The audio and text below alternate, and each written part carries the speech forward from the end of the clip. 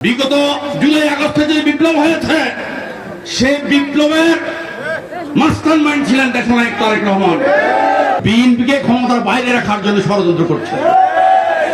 ফেসিবাদ মুক্ত হয়েছে, একদিনে কোনো বিপ্লব সম্ভব নয়। 17 বছর উনি নেতৃত্ব দিয়েছেন, আমরা রাজপথে ছিলাম, আন্দোলন করেছি, সংগ্রাম করেছি, আমরা নির্যাতিত হয়েছি, জেল খেটেছি, মাঠ থেকে বিতাড়িত আমাদেরকে করতে পারে।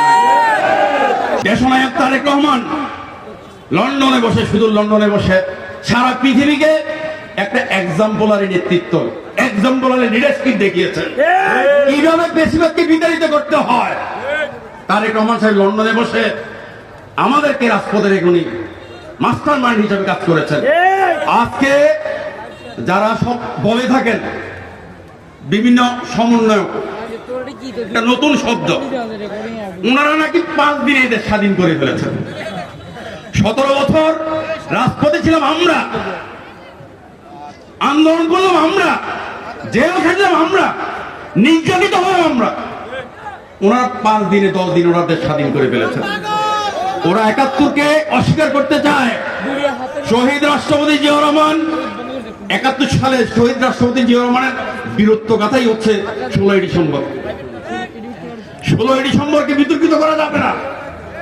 যারা 71 সালে স্বাধীনতার বিরোধিতা করেছেন তারাই আজকে বিএনপিকে ক্ষমতার বাইরে রাখার জন্য ষড়যন্ত্র করছে।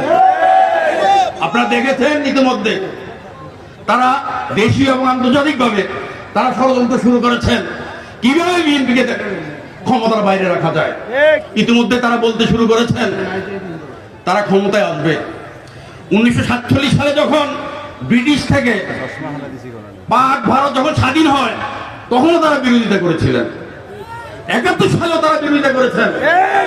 তাদের বিরোধিতায় এই বাংলার জনগণ কখনোই কর্ণপাত করে নাই।